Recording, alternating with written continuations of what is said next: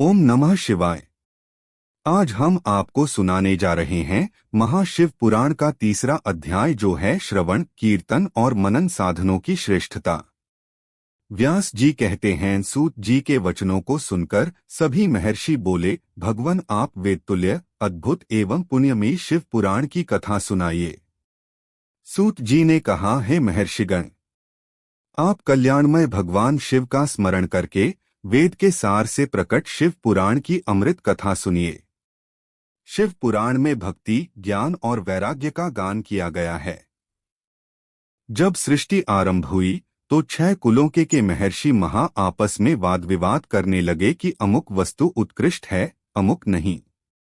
जब इस विवाद ने बड़ा रूप धारण कर लिया तो सभी अपनी शंका के समाधान के लिए सृष्टि की रचना करने वाले अविनाशी ब्रह्मा जी के पास जाकर हाथ जोड़कर कहने लगे, हे प्रभु, आप संपूर्ण जगत को धारण कर उनका पोषण करने वाले हैं। प्रभु, हम जानना चाहते हैं कि संपूर्ण तत्वों से परे परात्पर पुराण पुरुष कौन हैं? ब्रह्मा जी ने कहा, ब्रह्मा, विष्णु, रुद्र और इंद्र आदि से युक्त संपूर्ण जगत समस्त भूतों एवं इंद्रियों के साथ पहले प्रकट हुआ है। वे देव महादेव ही सर्वज्ञ और संपूर्ण हैं। भक्ति से ही इनका साक्षात्कार होता है। दूसरे किसी उपाय से इनका दर्शन नहीं होता। भगवान शिव में अटूट भक्ति मनुष्य को संसार बंधन से मुक्ति दिलाती है। भक्ति से उन्हें देवता का कृपा प्रसाद प्राप्त होता है।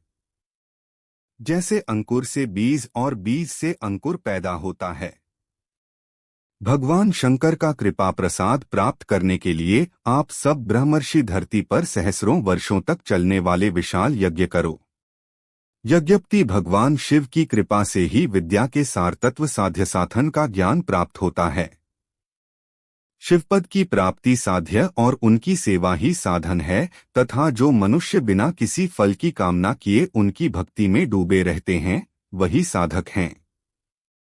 कर्म के अनुष्ठान से प्राप्त फल को भगवान शिव के श्री चरणों में समर्पित करना ही परमेश्वर की प्राप्ति का उपाय है, तथा यही मोक्ष प्राप्ति का एकमात्र साधन है। साक्षात महेश्वर ने ही भक्ति के साधनों का प्रतिपादन किया है। कान से भगवान के नाम, गुण और लीलाओं का श्रवण, वाणी द्वारा उनका कीर्तन तथा मन में उनका मनन शिवपद की प्राप्ति के महान साधन हैं, तथा इन साधनों से ही संपूर्ण मनोरथों की सिद्ध होती है। जिस वस्तु को हम प्रत्यक्ष अपनी आंखों के सामने देख सकते हैं, उसकी तरफ आकर्षण स्वाभाविक है, परंतु जिस वस्तु को प्रत्यक्ष रूप से देखा नहीं जा सकता, उसे केवल सुनकर और समझकर ही उसकी प्राप्ति के लिए प्रयत्न किया जाता है। अतः श्रवण पहला साधन है। श्रवण द्वारा ही गुरु मुख से तत्व को सुनकर श्रेष्ठ बुद्धि वाला विद्वान अन्य साधन कीर्तन और मनन की शक्ति व सिद्धि प्राप्त करने का यत्न करता है।